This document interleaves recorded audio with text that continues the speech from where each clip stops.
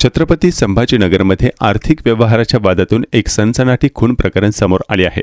सेवानिवृत्त प्राध्यापक राजाराम उत्तम लोंढे यांची हत्या करून आरोपींनी ती लपवण्यासाठी चित्रपटातील कथेसारखा संपूर्ण कट रचला। मिळालेल्या माहितीनुसार राजाराम लोंढे हे शासकीय अभियांत्रिकी महाविद्यालयात विभाग प्रमुख म्हणून कार्यरत होते आणि नोकरीच्या निमित्ताने छत्रपती संभाजीनगर येथे ते राहत होते। पोलीस तपासात समोर आले की लोंढे आणि आरोपींमध्ये सुमारे 50 लाख रुपयांचा आर्थिक व्यवहार झाला होता आणि त्यावरून वाद वाढला। या प्रकरणात पोलिसांनी विशाल राठोड, आकाश पवार आणि करण आडे या 3 आरोपींना अटक केली। तपासात उघड झाले की आरोपींनी आधीच गेवराई तांडा परिसरात जेसीबीच्या सहाय्याने 2 खड्डे खोदून ठेवले होते। त्यानंतर दौलताबाद परिसरात पार्टी आयोजित करण्यात आली होती, ज्यामध्ये महिलांनाही बोलावण्यात आले होते। याच दरम्यान पैशांच्या वादातून भांडण वाढले आणि आरोपींनी लोंढे यांच्या जवळ असलेल्या पिस्तुलातूनच त्यांच्यावर गोळी झाडून त्यांची हत्या केली।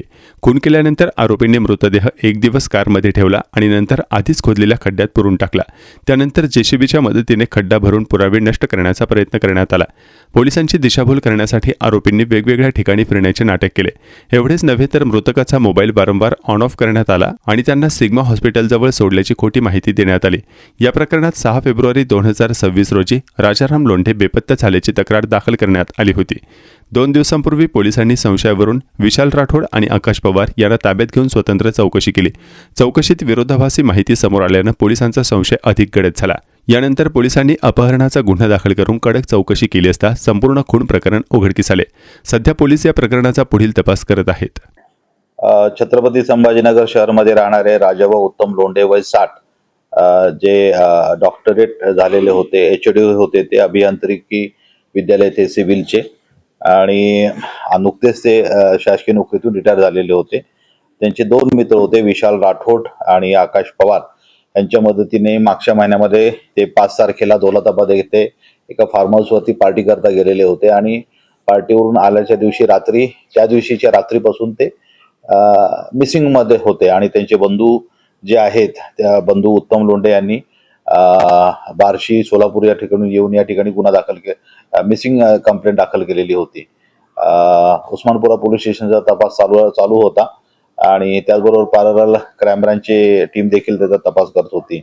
2 दिवसापूर्वी त्यांचे बंधूंनी माझी देखील भेट घेतलेली होती आणि त्याच्या अनुषंगाने काही महत्त्वाचे कॉन्ट्राडिक्शन आणि डेव्हलपमेंट झालेले होते, ज्याच्यामध्ये आम्ही गुन्हा दाखल केला 14 तारखेला, ज्याच्यामध्ये किडनॅपिंगचा गुन्हा दाखल करून ह्याच्यामध्ये जे प्रमुख आरोपी आहेत विशाल राठोड आणि आकाश पवार यांना अटक केलेली होती। ज्याच्यामध्ये नंतर गुन्ह्याच्या तपासामध्ये त्या अटकेमध्ये चौकशी करता त्यांनी जे मयत राजाभाऊ लोंढे आहे यांचा मर्डर केल्याचं निष्पन्न झालं। घटना अशी झाली की 5 तारखेला त्यांनी पार्टी केल्यानंतर त्यांचे पैशाचे एकमेकांचे हे होते, काही त्याची देणेघेणे होते, कारण की खतरो के खिलाडी सारखा त्यांना एक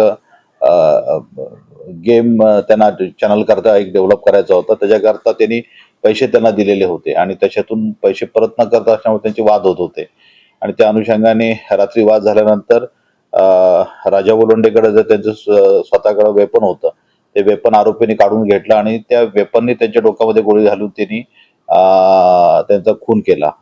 दौलताबाद ते शहरामध्ये येत असताना रस्त्यात आणि डेड बॉडी गाडीमध्ये ठेवली त्यांची। त्याचबरोबर ती शहरात विविध ठिकाणी गाडी घेऊन मोबाईल स्विच ऑफ करून त्यांनी वेगवेगळ्या ठिकाणी गेल्यासारखं त्यांनी बनाव निर्माण केला। घरी गेल्याचं दाखवलं, परंतु सिग्मा हॉस्पिटलपर्यंत त्यांना घेऊन गेल्याचं दाखवलं, परंतु ते त्यांना हॉस्पिटलमध्ये पण घेऊन गेले नाहीत आणि अगोदरच त्यांनी 2-3 दिवस अगोदर त्यांनी जेसीपी वाल्याचे काय मदत घेऊन आम्हाला गुप्तधन मिळतंय, आपल्याला मिळेल ह्या हेतूने त्यांनी एका ठिकाणी 2 खड्डे देखील खणून घेतले होते, जेणेकरून खून केल्यानंतर त्यांची डेड बॉडी त्या ठिकाणी पुरण्यात येईल। तर त्या ठिकाणी नंतर त्यांचा आणखीन एक मित्र आहे करण विलास आडे, त्याची मदत घेऊन त्यांनी त्या ठिकाणी ती डेड बॉडी पहाटेच्या सुमारास जाऊन ती पुरली आणि त्याच्यानंतर परत जेसीबीला बोलून दुसऱ्या दिवशी त्यांनी तो खड्डा देखील संपूर्ण बुजवून टाकलेला होता। परंतु क्राईम ब्रांचच्या टीमने अथक परिश्रम करून त्याच्यामध्ये अतिशय चांगली कामगिरी केली आणि त्याच्यामध्ये 3 आरोपींना अटक केलेला आहे आणि हा खुनाचा गुन्हा डिटेक्ट केलेला आहे।